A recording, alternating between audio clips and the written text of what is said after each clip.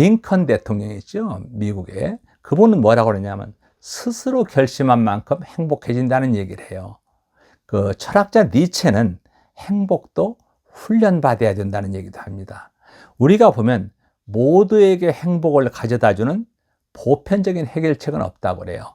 그렇지만 기쁨을 느끼는 능력을 향상시킬 수 있는 방법은 무수히 많다, 이렇게 얘기를 하고 있습니다. 기쁨을 느끼는 능력을 향상시킨다. 저도 지금 80 넘으신 어르신들을 보면 예사로 보이지가 않아요. 왜 그러냐면 저도 마찬가지로 그 나이가 될 텐데, 가장 중요한 것은 과연 그 나이에 내가 기쁨을 느낄 수 있는 능력을 상승시킬 수 있는 과연 에너지가 있을까? 이런 부분에 대해서 제 스스로 많이 생각도 많이 해보기도 합니다.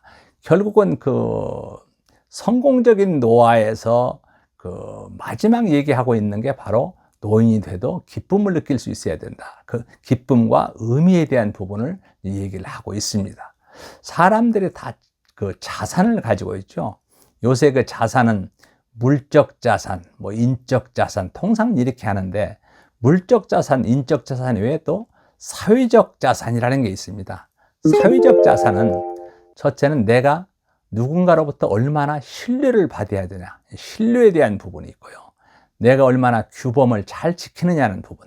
그 다음에 사람들과의 어떤 네트워크이죠. 좋은 관계. 이게 이제 상당히 중요한 부분이죠. 어떤 관계를 갖고 있느냐. 미국의 하버드 대학의 학생들을 그때 쭉 조사를 하기 시작해가지고 그분들이 70년 후까지를 종단 조사를 해서 나온 그랜트 연구보고서라는 게 있습니다. 마지막에 베를런트 교수가 발표를 했는데요. 거기에 보게 되면 삶에 있어서 가장 중요한 게 바로 인간관계다라는 얘기를 해요. 그러면서 48세 이전에 인간관계를 잘한 사람은 성공의 확률이 높다라고 얘기를 합니다. 그러면서 한 7가지 정도를 얘기해요. 그분들한테서 대개 한 5가지 이상을 잘 수행한 사람은 굉장히 노후가 행복하고 오래 살았는데 3가지 미만은 굉장히 불행하고 일찍 죽었더라는 거죠. 그 7가지가 뭐냐면, 첫째는 고통에 적응할 줄 아는 자세고요. 2번째가 안정적인 결혼이라고 합니다. 3번째가 교육이고요. 4번째가 금주, 5번째가 금연, 6번째가 적당한 체중, 7번째가 적당한 운동.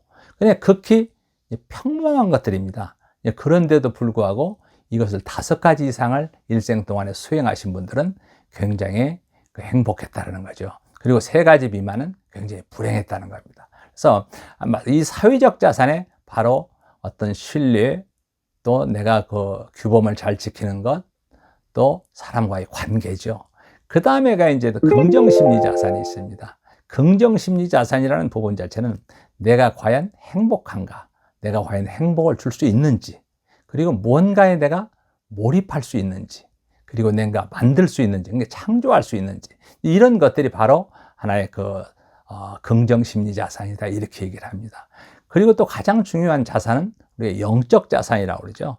내가 정말 사랑을 받고 있는지, 누군가한테 사랑을 줄 수 있는지, 내가 나눌 수 있는지, 그런 얘기하죠.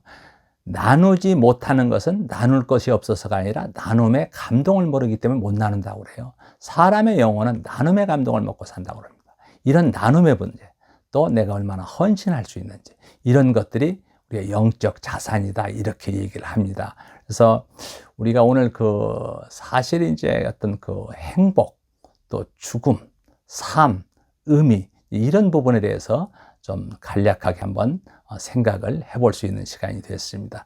이상으로 1차시 강의를 마칠 수 있도록 하겠습니다.